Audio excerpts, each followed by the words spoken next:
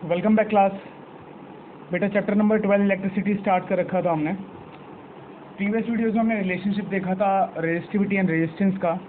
इस वीडियो में हम कुछ फर्दर टॉपिक्स करेंगे, एक नया टॉपिक करेंगे या जो रेजिस्टेंस रिलेटेड है उसको करेंगे, और जो रेजिस्टेंस और पोटेंशियल डिफरेंस और इलेक्ट्रिक करंट का जो रिलेशन है उसके बेस पे न्यूमेरिकल्स करेंगे। क्लियर? तो स्टार्ट करते हैं बेटा यहाँ पे। तो बेटा जो पहला टॉपिक है हमारा, जो टॉपिक हमें यहाँ पे स्टार्ट करना है वो क्या है हमारा, 1 ओम। व्हाट इज 1 ओम? 1 ओम जैसे हमने 1 एम्पेयर और 1 वोल्ट करा था वैसे ही 1 ओम है। अब 1 ओम क्या होता है?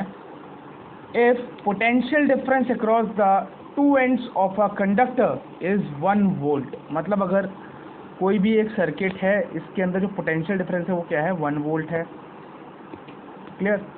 And current flowing through it is 1 ampere. Current कितना फ्लो कर रहा है? 1 एम्पेयर फ्लो कर रहा है। तो जो रेजिस्टेंस होगा बेटा, जो हमारा आर होगा वो क्या होगा, 1 ओम हो जाएगा। सिंपल। तो कहना क्या चाह रहा है यहाँ पे कि भाई अगर पोटेंशियल डिफरेंस कंडक्टर के दो एंड्स के बीच में कितना है, 1 वोल्ट है, और जो करंट फ्लो कर रहा है इन दोनों एंड्स के बीच में कितना फ्लो कर रहा है, 1 एम्पेयर फ्लो कर रहा है, तो रेजिस्टेंस कितना हो जाएगा बेटा, 1 ओम हो जाएगा। Where 1 ohm is equals to 1 volt upon 1 ampere. Therefore 1 ohm का सिंबल यहाँ पे लगा दिया हमने, 1 वोल्ट का और 1 एम्पेयर का।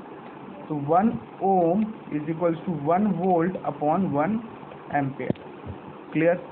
तो सिंपल सा था। 1 ओम क्या होता है बेटा, अगर पोटेंशियल डिफरेंस कंडक्टर के दो एंड्स के बीच में 1 वोल्ट है और जो करंट उसके थ्रू फ्लो कर रहा है वो कितना है, 1 एम्पेयर है, तो जो रेजिस्टेंस होगा, रेजिस्टेंस क्या हो जाएगा, 1 ओम हो जाएगा। सिंपल। तो 1V upon 1A will be equal to 1 ohm. Okay, चलते बेटा आगे। अब बेटा न्यूमेरिकल्स करेंगे जो आपके एनसीईआरटी में दिए हुए हैं। Example number 12.3। बेटा 12.3 जो एग्जाम्पल है वो आपका रिलेट करता है किसके साथ, जो रिलेशन है resistance voltage and electric current, तो इससे रिलेट करता है बेटा। ठीक है, तो स्टार्ट करते हैं बेटा। यहाँ पे पेज नंबर 208 पे आ जाएंगे आप एनसीईआरटी के। क्वेश्चन क्या गिवन है हमें, दो पार्ट्स में क्वेश्चन गिवन है। पहला पार्ट क्या है क्वेश्चन का, how much current will an electric bulb draw from a 220 volt source.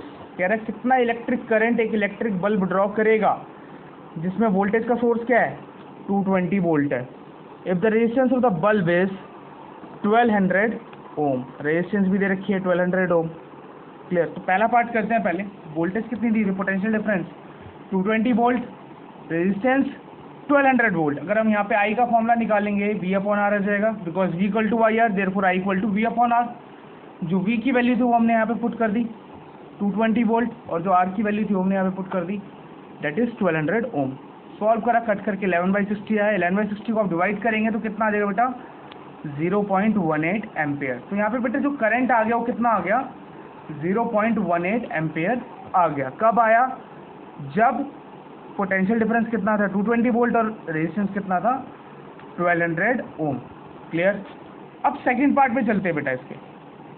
How much current will an electric heater coil draw from a 220 volt source if the resistance of the coil is 100 ओम।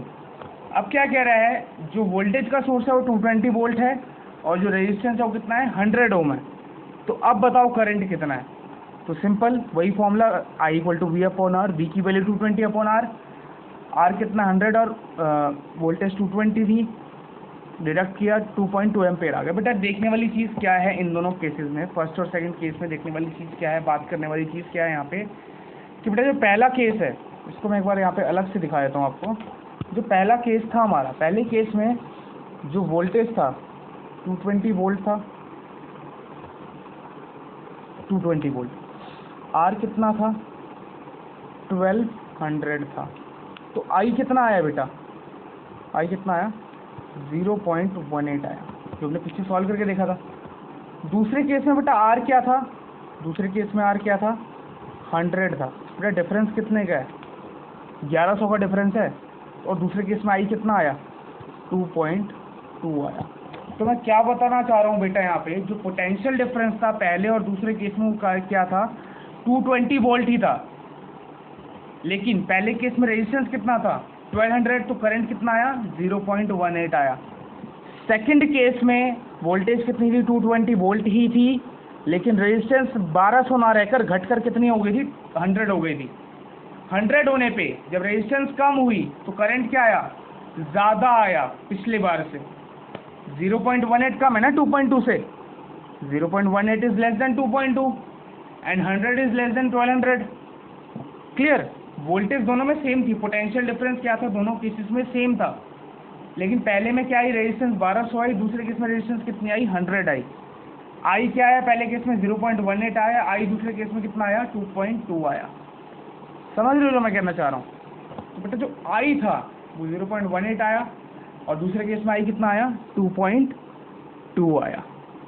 समझ गए क्या कहना चाह रहा हूँ बेटा मैं यहाँ पे, कि भाई रेजिस्टेंस अगर ज़्यादा है तो आई क्या रहेगा, कम रहेगा, रेजिस्टेंस अगर कम है तो आई क्या रहेगा, ज़्यादा रहेगा।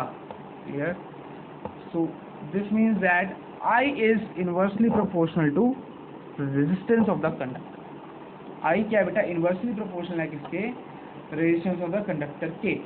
क्लियर। समझ गए होंगे बेटा यहाँ पे। एग्जाम्पल नंबर 12.3 हमने यहाँ पे बेटा कंप्लीट कर लिया। अब फर्दर चलते हैं बेटा एग्जाम्पल नंबर 12.4 पे, सेम पेज पे है। एग्जाम्पल नंबर 12.4 में क्या कह रहा है, इसमें 2 पार्ट में क्वेश्चन है, देखते हैं एक बार। The potential difference between the terminals of an electric heater is 60 volt। कह रहा है पोटेंशियल डिफरेंस इलेक्ट्रिक हीटर के टर्मिनल्स के बीच में कितना है, 60 वोल्ट है। When it draws a current of 4 ampere, जब वो करंट कितना ड्रॉ कर रहा है, 4 एम्पेयर का ड्रॉ कर रहा है। What current will the heater draw if the potential difference is increased to 120 volt। कह रहा है अगर इस हीटर का पोटेंशियल डिफरेंस 60 ना रहकर अब 120 वोल्ट से बढ़ा दिया गया तो अब करंट कितना हो जाएगा, क्या चेंज आएगा करंट में। क्लियर। तो स्टार्ट करते हैं, पहले रेजिस्टेंस निकालते हैं इसकी। V कितना दिया था पहले केस में, 60 वोल्ट, और I कितना है, 4 ampere. V equal to IR formula होता है, वैल्यूज डाली, V की 60, I हमें 4 एम्पेयर दिया था, 4 डाला, और R हमने यहाँ पे फाइंड आउट कर लिया, R कितना आ गया, 15 एम्पेयर आ गया। बेटा जो R है, R क्या है, रेजिस्टेंस है किसकी, हीटर की। तो हीटर क्या बेटा, अप्लायंस है, हीटर यहाँ पे क्या हमारा रजिस्टर है। Heater is resistor whose resistance is 15 ohm. तो जो सेकंड केस है उसमें वही हीटर है, heater is same, therefore the resistance will be also same. Clear. लेकिन जो चेंज आया किसमें आया, वोल्टेज में चेंज आया, पोटेंशियल डिफरेंस में चेंज आया। पोटेंशियल डिफरेंस पहले कितना था, 60। क्वेश्चन के सेकंड पार्ट में क्या करा है, इंक्रीज ओवर कितना हो गया, 120 हो गया, 120 वोल्ट हो गया। तो V कितना हो गया, 120 वोल्ट, R कितना है, 15 ओम। तो V equal to IR formula होता है, I की वैल्यू में निकालनी है, R कितना 15 एंड V इज़ 120। तो I बेटा यहाँ पे निकाल लिया 120/15, 120/15 कितना हो गया, 8 एम्पेयर। अब बेटा देखो यहाँ पे ध्यान से, जो पोटेंशियल डिफरेंस था पहले केस में कम था तो करंट भी क्या आया, कम आया। पोटेंशियल डिफरेंस सेकंड केस में बढ़ गया तो करंट भी क्या हो गया, डबल हो गया। मतलब क्या है यहाँ पे कहने का कि भाई potential difference V is directly proportional to I। या हम ये कह सकते हैं, या हम क्या कह सकते हैं, I is directly proportional to V। तो बेटा यहाँ पे हमने 2 न्यूमेरिकल्स करे। पहले न्यूमेरिकल में हमने क्या समझा कि भाई जो I है वो क्या है, इन्वर्सली प्रोपोर्शनल है रेजिस्टेंस ऑफ द कंडक्टर के। ऐसे ही दूसरे न्यूमेरिकल में हमने क्या देखा, 2 केसेस देखिए, दोनों केसेस में हमें क्या पता लगा कि भाई जो I है वो डायरेक्टली प्रोपोर्शनल है किसके, V के। क्लियर। तो यहाँ पे बेटा हमने दोनों केसेस देखे और हम समझिए कि भाई क्या चीज़ है। क्लियर। तो 12.4 थी एग्जाम्पल, वो हमने कंप्लीट कर लिया। होप करता हूँ बेटा आपको यहाँ तक समझ में आया होगा। नहीं आया तो क्वेरी, जो भी आप क्वेरी है आप मेरे को कंफर्म कर सकते हैं। तो बेटा this side Aakash Singh signing off this session. Hope करता हूँ आपको समझ में आया होगा। Thanks for watching, good bye.